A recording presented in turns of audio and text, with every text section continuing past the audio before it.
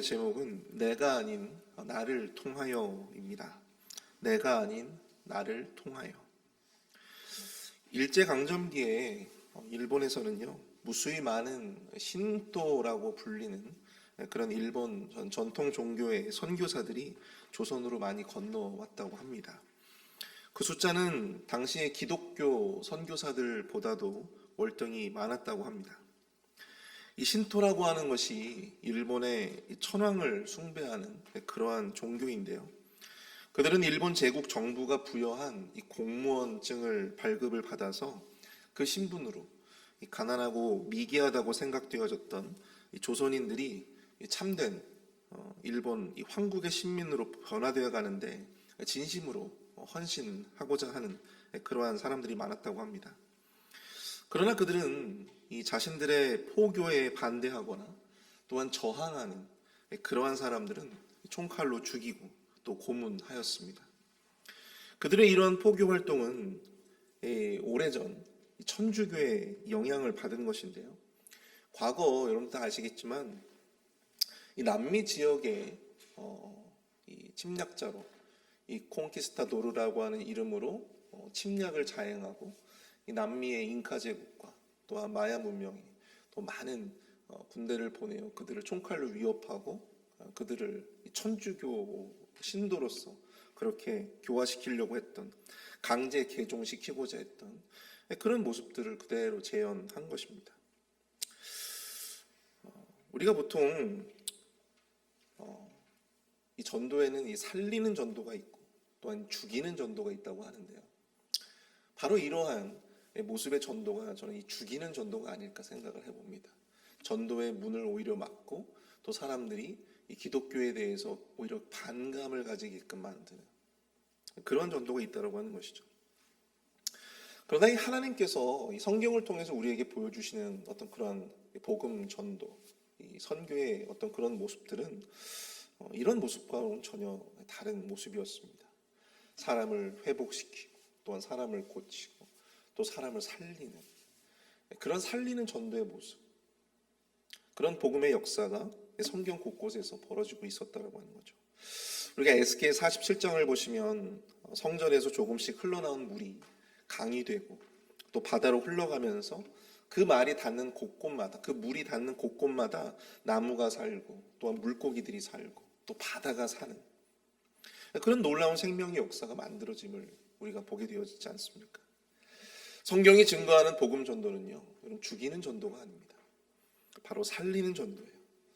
복음을 접하고 복음을 들은 사람들의 몸과 또한 그들의 영이 진정으로 살고 또한 살아나는 그러한 역사가 나타난다라고 하는 사실입니다. 오늘 본문의 이 베드로가 보여준 그 모습도 또한 베드로를 통해서 나타난 생명의 역사들도 동일한 선상에서 우리가 이해해 볼 수 있다고 하는 것이죠. 그렇게 본다면 이 살리는 전도는 과연 무엇일까?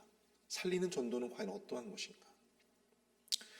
첫 번째로 우리가 살펴볼 수 있는 이 살리는 전도는요, 바로 이 나와 가까운 곳에서 시작되어지는, 나와 가까운 곳에서 시작되어져야 한다라고 하는 사실입니다. 예수님은 승천하시기 전에 제자들에게 이런 말씀을 남기십니다. 오직 성령이 너희에게 임하시면 너희가 권능을 받고 예루살렘과 온 유대와 사마리아와 땅끝까지 이르러 내 증인이 되리라. 제자들이 성령을 받으면 그들이 예루살렘에서 시작해서 온 유대와 사마리아와 땅끝까지 이르러 그리스도의 증인이 될 것이다. 예루살렘에서 시작된 복음의 전파가 점점 그 세를 더해서 그 세가 유대 전체로 확대되고 또 유대뿐만 아니라 이방인들이 살고 있었던 땅끝까지 그 복음이 전파될 것이다 라고 하는 것이죠. 예루살렘 안에 머물던 이 교회, 예루살렘 안에서만 머물고 있었던 이 제자 공동체는 스데반의 선교를 지점으로 해서 곳곳으로 흩어짐을 경험하게 되었습니다. 빌립이라고 하는 사람은 어디로 갔어요? 사마리아로 가게 되죠. 그리고 오늘 본문에서 이 베드로는요, 팔레스타인의 서쪽 지방이라고 할 수 있는 루다와 요빠라고 하는 지역으로 가서 복음을 증거하는 그런 모습들을 보여줍니다. 오늘 또한 우리가 읽지는 않았지만 훗날 베드로는 또 어디까지 가게 됩니까? 북쪽이었던 가이사랴 지역까지 가게 되죠. 그래서 그곳에서 이방인이었던 고넬료에게 또한 복음을 전하고 또한 그에게 성령 세례를 주는 그런 모습들을 또한 보게 됩니다. 예수님의 말씀대로 예수님의 제자들은 이 예루살렘을 기점으로 해서 유대인들, 같은 동족이었던 유대인들에게 먼저 복음을 전합니다. 그리고 차츰차츰 그 복음의 영향력을 확대시켜 나아가고 있음을, 넓혀가고 있음을 보게 된다고 하는 것이죠. 처음부터 멀리 나가서 중구난방으로 복음을 전하는 것이 아니라 이 자신의 앞마당부터, 그리고 자신과 동일한 어떤 그런 언어를 사용하고 또 자신의 같은 문화권 아래에 있었던 그러한 유대인들에게 먼저 그 복음을 증거했다라고 하는 것입니다. 우린 여기서 초대교회 그리스도인들이 보여준 이 살리는 전도의 첫 번째 영적 교훈을 보게 되는데요. 그것은 바로 나와 가까운 곳에서 먼저 전도를 실천해야 한다라고 하는 것입니다. 초대교회 그리스도인들이 보여주었던 전도는요, 이 가까운 지역에서부터 먼 지역까지 점점 그 세를 확산시켜 나아가는 그런 모습이었습니다. 예루살렘에서 초대교회의 세가 수천 명에 이르게 되었죠. 그러자 하나님은 그들을 흩으시고 이 사마리아를 비롯한 유대 전역으로 그 복음을 확산시키십니다. 그러니까 어디까지 가게 돼요? 유대와 관계가 단절되었던 사마리아 지역까지도 나아가게 되었다고 하는 사실이죠. 그리고 급기야 나중에는 어떻게 되었습니까? 사도 바울을 통해서 급기야 그 복음이 소아시아와 또 유럽과 로마에까지 이르게 되었다고 하는 것입니다. 여러분이 전도라고 하는 것이 초대교회 성도들이 보여주었던, 초대교회 그리스도인들이 보여줬던 이 살리는 전도, 생명의 역사가 나타나는 그러한 전도는요, 다른 곳에서 시작한 것이 아니라 바로 내가 서 있는 곳, 내가 머물고 있는 바로 그곳에서 먼저 그 전도가 시작되어져야 한다는 사실입니다. 여러분들이 머물고 있는 바로 그곳은 어디입니까? 여러분들은 지금 누구와 관계를 맺고 계십니까? 바로 그곳에서, 바로 그 현장에서, 그 관계 속에서 전도가 시작되어져야 한다고 하는 것입니다. 자신의 사랑하는 가족에게는 예수 믿으라고, 또한 교회에 같이 나가자고 말 한마디도 권면하지 못하는 사람이 길거리에 나가서 나와 생판 모르는 사람들에게 복음을 전할 수 있을까요? 그렇지 못하다라고 하는 것이죠. 자신과 함께 일하는 직장 동료, 친한 지인, 또 친구에게조차도 예수 믿어야 너 천국 갈 수 있다, 그렇게 말하지 못하는 사람이 다른 사람에게는 복음을 전할 수가 있겠습니까? 그럴 수 없다는 것입니다. 다른 데서 복음을 전하고자 하지 마시고 내가 지금 머물고 있는, 나와 지금 관계하고 있는 내 가족에게, 또 내 지인들에게 먼저 내가 믿는 그 예수를 증거할 수 있는 저와 여러분들이 될 수 있기를 축복합니다. 내가 머물고 있는 나의 동네에서 내 동네 사람들에게 먼저 복음을 증거할 수 있는 그런 노력이 우리 안에 있어야 된다는 건 사실이죠. 예전에 제가 함께 사역했던 목사님이 계셨는데요. 근데 이분이 저보다는 나이가 한 살이 많으셨는데 저보다는 한 2년 정도 신대원 후배셨어요. 굉장히 나이는 어리지만 그래도 선배 대접을 굉장히 깍듯하게 해주셨던 그런 분이었습니다. 근데 이분이 참 재밌는 것이, 이분이 참 오지랖이 넓으신 분이었어요. 같은 동네에 이렇게 윗집 아랫집 그렇게 사택에서 같이 살았는데요. 이분하고 같이 이제 저희 동네를 이렇게 걷게 되면요, 이분이 많은 분들에게 인사를 합니다. 안녕하세요, 잘 지내시죠? 근데 저는 이분이 여기 이사 온 지도 얼마 안 되는데 참 동네 분들을 많이 하신다라고 생각을 했어요. 이미 다 알고 있는 사람들이라고 생각을 했습니다. 그렇게 인사를 너무나도 천연덕스럽게 하시길래. 그래서 물었죠. 아니 어떻게 이렇게 동네 분들을 많이 아시냐고. 근데 자기도 모르는 사람들이라는 거예요. 저도 모르는 사람들인데요. 근데 어떻게 이렇게 마치 알고 있는 듯 그렇게 인사를 하실 수가 있느냐. 네, 마치 알고 있는 사람들처럼. 근데 이분도 전혀 모르는 사람들이었던 거예요. 근데 이분이 가는 곳곳마다 이렇게 인사를 하고 잘 지내시냐고. 보통 그거는 같이 이렇게 일면식이 있는 사람들에게 하는 인사인데 그분 그렇게 하는 거예요. 왜 그럴까? 참 실없는 사람이다라고 처음에 생각을 했어요. 근데 나중에 이제 그분하고 제가 2년 정도 사역을 같이 이제 했었는데 이분이 나중에 진짜로 저희 동네에서 이분과 이제 좋은 관계를 맺으시고 또 저희 교회로, 제가 속했던 그 교회로 인도되어진 그러한 분들이 계셨다라고 하는 사실입니다. 저희 동네 카페 사장님, 또 동네 어르신들 중에 한 분이 그분의 인도를 받고 실제로 교회에 출석을 하시게 되었어요. 이분이 왜 이렇게 사람들에게 인사를 하고 다니고 동네 사람들에게 그렇게 미소를 지으면서 이렇게 인사를 하고 다니는지 보니까 이분이 선교단체 출신이거든요. 그게 훈련이 몸에 배어진 거예요. 네. 복음 전하는 어떤 그런 그 훈련이 그 삶 속에서 이 몸에 배어져 있었던 거죠. 자기가 속한 동네 사람들을 먼저 친근하게 그들의 마음의 문을 열 수 있도록 인사하고 또 그들과 좋은 관계를 맺는 거. 네. 그것에서부터 이분의 이 전도가 시작되어졌다라고 하는 사실입니다. 저에게도 굉장히 영적인 어떤 통찰을 주었던 그러한 분이셨어요. 사랑하는 성도 여러분, 이 전도라고 하는 것은 이렇게 시작을 하는 겁니다. 나와 가장 가까운 곳에서 내가 지금 머물고 있는 그 삶의 현장 속에서 그 전도는 시작되어져야 하는 것입니다. 너무 크게 또한 너무 거창하게 뭘 하려고 생각하면서 우리가 그 시작을 머뭇머뭇할 필요가 없다라고 하는 사실이죠. 내 가족, 또 내가 사는 동네, 내가 머무는 곳이 바로 우리의 전도의 무대, 우리의 예루살렘이 될 수 있기를 축복합니다. 그러다 보면 이 베드로를 통해서 가장 먼저 예루살렘의 복음을 전하게 하시고 그 무대를 조금씩 확산시켜 나아가게 하신 그 하나님께서 우리를 통해서 그 전도의 그 영향력이 점점 더 확대되어지는 그러한 경험을 우리로 하여금 갖게 하실 줄 믿습니다. 예루살렘뿐만 아니라 사마리아 그리고 루다와 요바에 이르기까지 그 복음의 길을 더 크게 열어가시는 하나님의 역사, 여러분 우리가 그것을 경험하게 될 줄로 믿습니다. 과한 욕심과 무리한 방식이 난무한 그런 전도. 여러분들 예전에 혹시 그 사건 아시죠? 분당의 샘물교회 사건. 2007년도에 여행 금지 국가였던 아프가니스탄, 그곳에 그 교회에서 목회자와 그리고 또 교회 장로와 그리고 선교팀을 조직해가지고 해필이면 그 나라에서 여행을 제한하는, 금지하는 그 국가에다가 선교팀을 파송하게 됩니다. 그래서 탈레반 이 무장단체에게 피랍이 되게 되죠. 그로 인해서 얼마나 우리나라에서 그로 말미암아 공분을 사게 되는지 모릅니다. 그 사건 때문에 전도의 길이 오히려 막혀버렸었어요. 왜 하지 말라는 그런 나라에 가서까지 그렇게 선교를 해야만 하느냐. 여러분 이러한 전도가 과연 살리는 전도일까? 오히려 전도의 문을 막는 그러한 전도의 모습인 것이죠.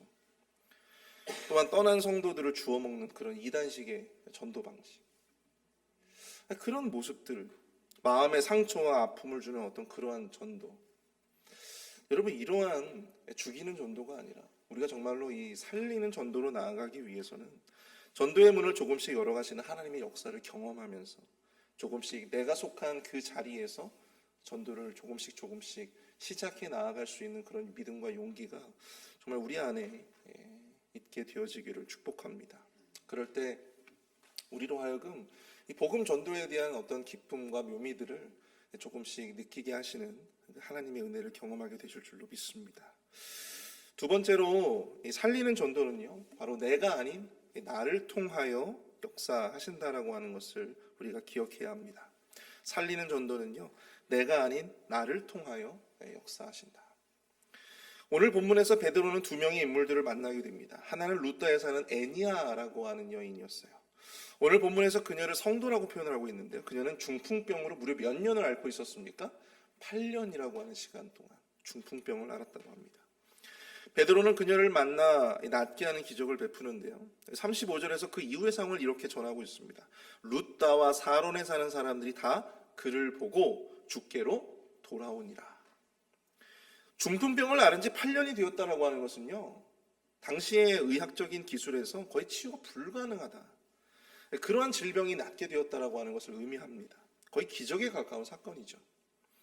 그런데 우리가 여기서 주목해야 하는 것은 애니아를 낫게 할 때 베드로가 한 이 말, 애니아야, 예수 그리스도께서 너를 낫게 하시니, 예수 그리스도께서 너를 낫게 하시니. 네 앞에 있는 내가 아니라 나를 통하여 예수 그리스도가 너를 낫게 하실 것이다라고 하는 것을 말씀하고 있었다라고 하는 거죠. 또한 베드로는 이 욥바에 살던 다비다, 도르가라고도 불리는 여인인데요. 이 자매를 다시 살려내는 부활의 기적을 또한 일으킵니다. 그녀는 살아생전 선행과 구제를 아주 많이 했던 자매였습니다. 많은 과부들이 그녀의 죽음을 슬퍼하였습니다. 그런데 본문 40절을 보면 베드로가 죽은 그녀를 다시 살려내는 그런 장면이 자세히 나오는데요. 그는 그녀에게 이렇게 말합니다. 다비다쿰, 다비다쿰, 다비다야 일어나라. 그러자 그녀가 눈을 크게 뜨고 베드로를 보고 일어나 앉았다고 본문을 말씀하고 있습니다. 죽은 자가 다시 살아난 것이죠. 마치 예수님이 달리다쿰, 소녀야 일어나라 하시며 회당장 야이로의 딸을 다시 살려낸 것과 비슷한 모습으로, 비슷한 장면이 연상되죠. 그와 비슷한 모습으로 죽은 다비다가 다시 살아나고 있다고 하는 것이죠. 베드로의 이러한 모습은 그가 예수 그리스도의 제자로서 예수 그리스도를 대신해 이 부활의 역사를 일으키고 있음을 보여주고 있는 것입니다. 베드로가 보여준 이 두 가지 사건에서 공통적으로 우리가 생각해 볼 수 있는 것은요, 그가 바로 자기 자신이 아닌 예수 그리스도를 드러내고 있다라고 하는 사실입니다. 적어도 이 사도행전, 이 본문을 기록하고 있는 이 누가의 입장에서 본다면 베드로가 했다, 베드로가 한 것처럼 그려내고 있다기보다는 오히려 베드로를 통해서 주님이 역사하시는 어떤 그러한 모습을 더욱더 강조해 보여주고 있다라고 하는 것입니다. 베드로 자신이 아니라 예수 그리스도가 고쳐주심을 알리고 또한 예수 그리스도와 같은 방식으로 마치 예수 그리스도를 대신해서 그의 제자가 그 죽은 자를 다시 살려내는 그런 모습. 사도행전을 읽는 독자들은요, 이 기적의 역사들을 통해서 누구를 생각했을까요? 바로 복음서에 기록된 예수 그리스도를 생각해 볼 수 있었다라고 하는 것입니다. 뿐만 아닙니다. 이 두 사건을 통해서 룻다와 이 욥바에 어떤 일들이 벌어지게 되었습니까? 35절을 보시면 이 룻다와 사론에 사는 사람들이 다 그를 보고 주께로 돌아오니라. 또 42절, 온 욥바 사람이 알고 많은 사람이 주를 믿더라. 역사는 베드로가 일으켰는데 사람들의 반응은 어떻습니까? 주께로 돌아오고 주를 믿었다. 베드로 자신이 아니라 자신은 도구일 뿐, 기적의 통로일 뿐, 그런 생각으로 그가 사역을 행했던 결과 오히려 주님이 영광을 받으시고 오히려 그들이 주께로 돌아오고 오히려 주를 믿는 이 복음의 역사가 나타나게 되었다라고 하는 사실이죠. 사랑하는 성도 여러분, 살리는 전도의 두 번째 원리가 바로 여기에 있습니다. 전도는 내가 아닌 나를 통하여 주님이 하시는 것입니다. 그리고 주님이 열매 맺게 하시는 것이다 라고 하는 것이죠. 오늘 본문에서 베드로는 예수님을 대신해서 그 자신이 은혜의 도구가 되어 주의 성도들을 고치고 또한 다시 살려내고 있음을 보게 됩니다. 여러분, 그 자체도 정말 대단한 일이죠. 그 자체도 이 칭찬과 박수받아 마땅한 일일 것입니다. 그러나 그는 오히려 그 모든 일들을 뒤로 하고요, 이 욥바에 머무는 동안 어디에 머물렀다고 기록하고 있습니까? 바로 무두장이의 집에 머물렀다. 욥바에 머무는 동안 그 엄청난 일들을, 죽은 사람을 다시 살려냈잖아요. 아주 지역적으로 굉장히 큰 화제가 되었을 것입니다. 만약 그렇다고 한다면 당시 지역의 많은 어떤 부자들, 또 지역의 많은 유지들이 그와 함께 밥을 한번 한 끼 하고자 얼마나 많은 이 제안을 했겠습니까? 그럼에도 불구하고 당시 천하고 천한 무두장이가 여러분들 뭐 하는 사람들이에요? 무두장이. 네. 무두장이가 여러분 가죽을 다루는 사람들이에요. 짐승의 가죽. 네. 짐승의 가죽. 옛날에 우리나라에서도 가파치라고 그래가지고요, 짐승의 가죽을 다루는 사람 굉장히 천하게 그렇게 생각을 하지 않았습니까? 아니 왜 하필이면 그 엄청난 일들을 하고 왜 하필이면 그렇게 천하고 천한 그런 사람의 집에서 그렇게 머물러야만 했을까? 마치 오병이어의 놀라운 기적을 베푸시고 사람들이 예수님을 왕으로, 임금으로 삼으려고 하자 다시 호수 건너편으로 서둘러서 건너가지고자 했던 예수님의 모습이 저는 이 본문을 읽으면서 이 베드로의 모습을 통해서 읽혀지게 되었습니다. 우리가 복음을 전하고 또 하나님의 놀라운 역사를 만들어내면서 사역할 때 우리에게 찾아오는 유혹이 있죠. 무엇입니까? 바로 내가 했어. 내가 한 거야.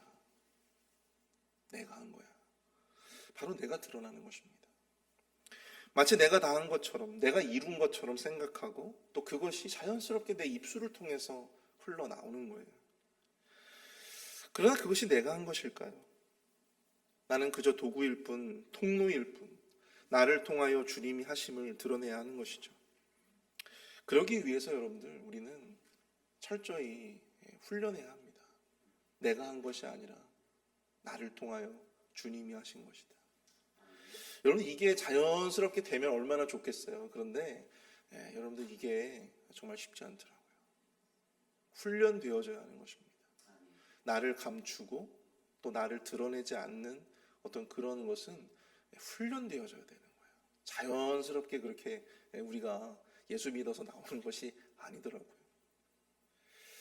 그거 내가 한 건데, 그거 내가 박수 받아야 되는 건데, 내가 인정받아야 되는 건데, 나를 통하여 주님이 드러내고 또한 나를 통하여 주님이 전해지기 위해서는요, 여러분, 철저하게 내가 사라져야 합니다.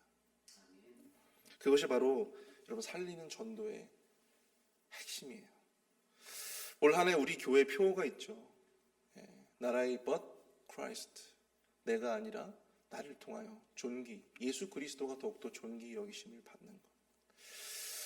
내가 아니라 오직 주님이 드러나는 그 귀한 역사가 여러분 우리의 전도뿐만이 아니고요, 우리의 모든 사역, 또 우리 모든 예배 가운데서 온전히 드러날 수 있게 되어지기를 축복합니다. 나는 사라지고 나를 대신해 나를 통하여 그 놀라운 역사를 만들어내신, 그 놀라운 복음의 역사를 만들어내신 그 주님의 은혜가 온전히 드러나는 그러한 귀한 삶이 우리를 통하여 또한 나타낼 수 있도록 여러분들 함께 우리가 기도로 나아갈 수 있게 되기를 원합니다. 우리 시간 함께 기도하기를 원합니다. 우리 특별히 이 시간 말씀을 생각하시면서 기도하실 때, 하나님, 내가 머무는 바로 그곳이 나의 예루살렘이 되게 하여 주옵소서. 내가 머무는 곳, 내가 교제하는 가장 가까운 사람들부터 복음이 전해지게 하시고 또한 복음의 열매를 맺게 하여 주옵소서. 주의 복음을 전하며 혹은 주의 일을 감당할 때 나는 감춰지고 나는 숨겨지고 오직 주님만 드러날 수 있도록 주님 역사하여 주시옵소서. 함께 기도하기를 원합니다.